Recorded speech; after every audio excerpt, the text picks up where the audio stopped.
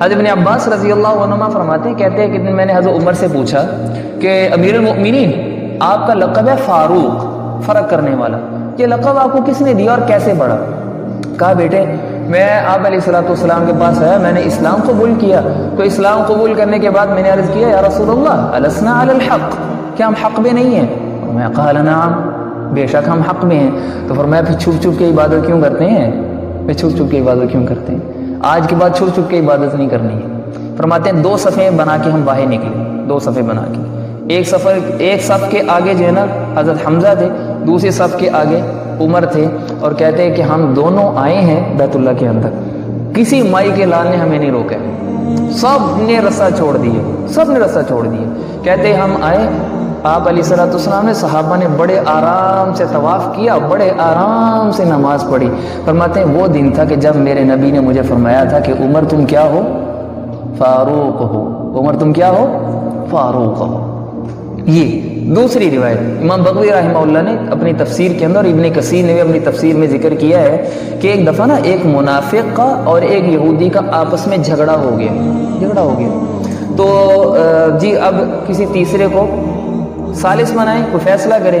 تو منافق جو باہر سے اسلام کا دعوے دار تھا، اندر سے کافر تھا، وہ کہنے لگا کہ کعب بن اشرف یہودی کے پاس لے کے جاتے ہیں مقدمہ کس کے پاس لے کے جانا ہے؟ یہودی کے پاس۔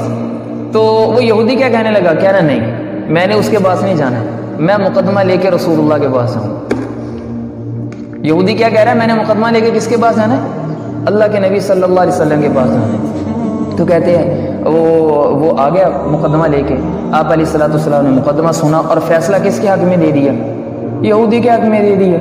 اب یہودی کے جب حق میں فیصلہ دیا تو منافق کو بڑا غصہ آیا، تو وہ رستے میں چلا آ رہا تھا، اس کے ایک دم سے ذہن میں آیا کہ عمر جو ہے نا یہ بڑے سخت ہیں، عمر بڑے سخت ہیں کافروں پر نا۔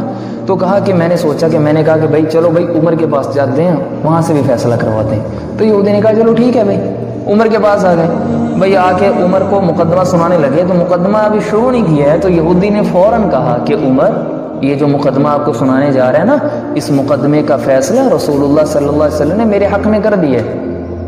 جیسے اللہ کے وہ حضرت عمر نے یہ سنا، فرمایا اچھا پھر ابھی یہیں بیٹھنا ہے تمہیں، ابھی ہلنا نہیں ہے، ابھی یہیں بیٹھو۔ حضرت عمر اندر گئے، تلوار لائے، منافق کی گردن اڑا دی۔ فرمایا جو رسول اللہ کے فیصلے پر چوں چراں کرے گا، عمر کا فیصلہ یہی ہے کہ اس کی گردن اڑا دینی ہے۔ اب وہ منافق آ گئے آپ علیہ الصلوۃ والسلام کے پاس کہ یہ کیا جی یا رسول اللہ، یہ کیا؟ ہمارا بندہ تو مسلمان تھا اور عمر نے اس کو قتل کر دیا ایمی۔ ابھی یہ بات چل رہی ہے، آپ علیہ الصلوۃ والسلام نے پوچھا کہ عمر تم نے کیوں قتل کیا ہے؟ جبرائیل علیہ اعوذ باللہ من الشیطان الرجیم الم تر الى الذين يزعمون انهم امنوا بما انزل اليك وما انزل من قبلك يريدون يتحاكموا الى الطاغوت وقد امروا ان يكفروا به ويريد الشيطان ان يضلهم ضلالا بعيدا۔ یا رسول اللہ کیا یہ جو لوگ اپنے آپ کو اسلام کے دعوے دار کہتے ہیں، اپنے فیصلے حل کروانے ہوں تو شیطان کے پاس، کعب بن اشرف کو کہا کہ یہ شیطان کے پاس لے کے جاتے ہیں، شیطان کے پاس لے کے جاتے ہیں۔ تو اللہ تعالیٰ نے حضرت عمر کے حق میں آیات نازل کی۔ جبرائیل نے کہا کہ یا رسول اللہ عمر نے صحیح کیا ہے، عمر نے صحیح کیا، جو آپ کے فیصلے پہ راضی نہیں ہے اس کا فیصلہ یہی ہے، اس کی گردن اڑا دو۔